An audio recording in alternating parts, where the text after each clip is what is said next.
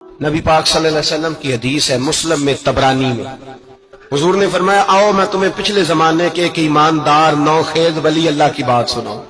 پچھلے زمانے حضور نے فرمایا پچھلے زمانے میں ایک بادشاہ جادو کے زور پہ حکومت کرتا تھا۔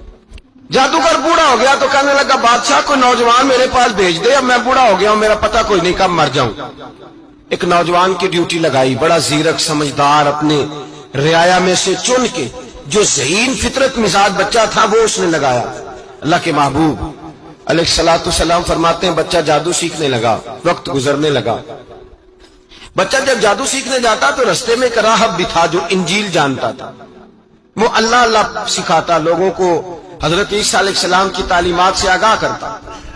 اس نے دیکھا کہ یہاں بھی لوگ اکٹھے ہیں تو وہ بچہ اس راہب کے پاس بھی اٹھنے بیٹھنے لگا۔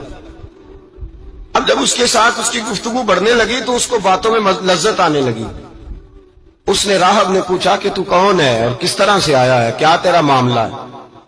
اس نے کہا جی میں جادو سیکھنے جاتا ہوں، آپ کی باتیں مجھے بڑی اچھی لگتی ہیں۔ اس نے کہا دین سیکھ، جادو سیکھنے والے کافر ہو جاتے ہیں، قرآن و دین سیکھنے والوں کو اللہ کامل ایمان عطا فرماتا ہے۔ فرمایا یہ سیکھ۔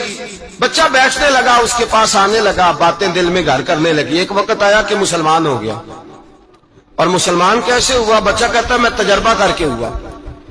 اب میں تھوڑا سا وقت جادوگر کے پاس بھی جاتا اور باقی سارا وقت وہاں بیٹھتا۔ میں ایک دن جا رہا تھا تو رستے میں اژدہا تھا، بہت بڑا سانپ تھا، رستہ روک کے کھڑا تھا۔ یہ حضور نے بیان کی حدیث۔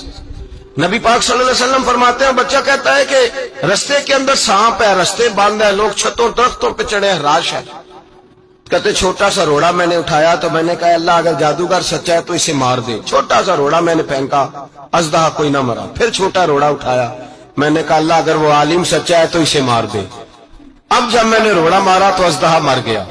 میرے اندر سے گواہی آئی نہیں دین کی باتیں سچی ہیں، نہیں قرآن کی باتیں اسلام سمجھانے کے لیے عرض کر رہا ہوں، اگرچہ اس دور میں انجیل تھی۔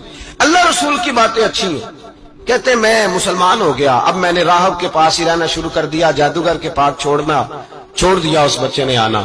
بادشاہ پوچھتا کہاں زیادہ وقت گزارتے ہو تو وہ بات گول کر دیتا۔ وقت تیزی سے بڑھنے لگا، اللہ نے اس نوجوان میں طاقت پیدا کر دی۔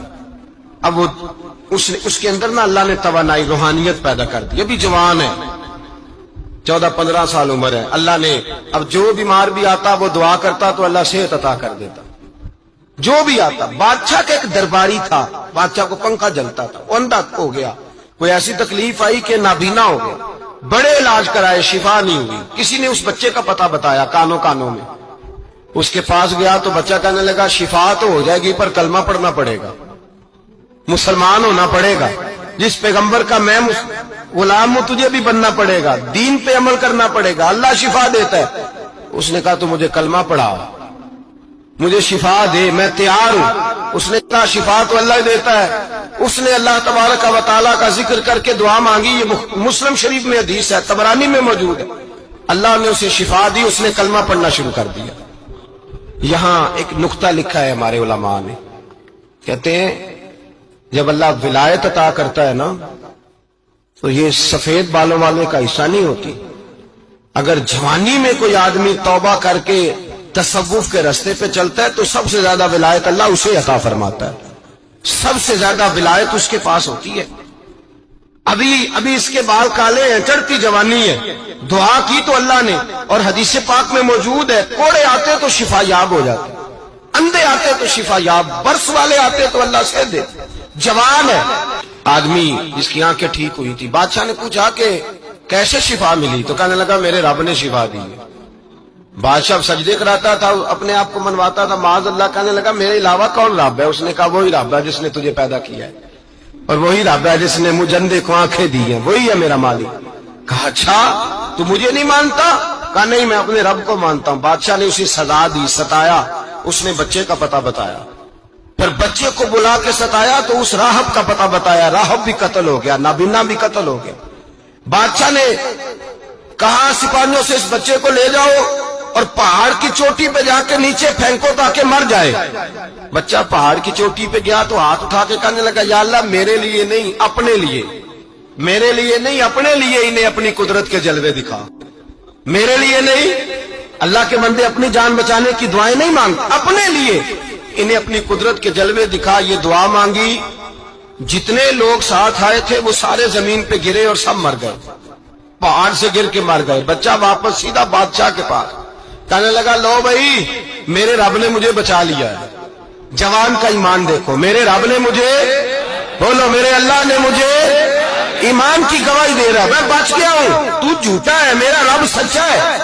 اس نے کہا لے جاؤ اس کو دریا میں، کشتی میں بٹھاؤ، بیچ دریا کے جا کے دھکا دے دو۔ بیٹھے کشتی میں، دریا کے بیچ گئے، اور جب جا کے وہاں اس کو دھکا دینے لگے تو اس نے کہا اللہ میرے لیے نہیں اپنے لیے، انہیں اپنی قدرت کے جلوے دکھا۔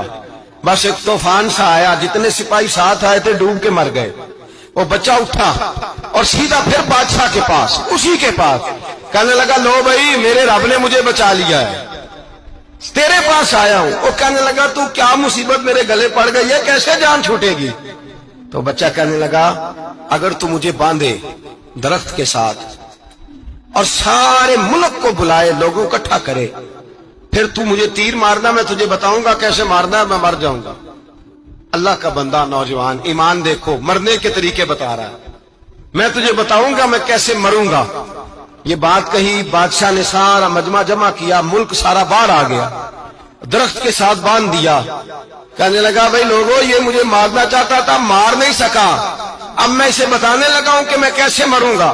اسے کہو جب تیر مارے تو ساتھ میرے رب کا نام بھی لے، میں اپنے رب کے نام پہ جان دوں گا۔ بادشاہ نے اللہ کہہ کے تیر مارا، پیشانی میں لگا، بچے کی روح پرواز کر گئی، جتنا مجمع کھڑا تھا سارا کلمہ پڑھ کے مسلمان ہو گیا، سارے مسلمان ہو گئے سارے۔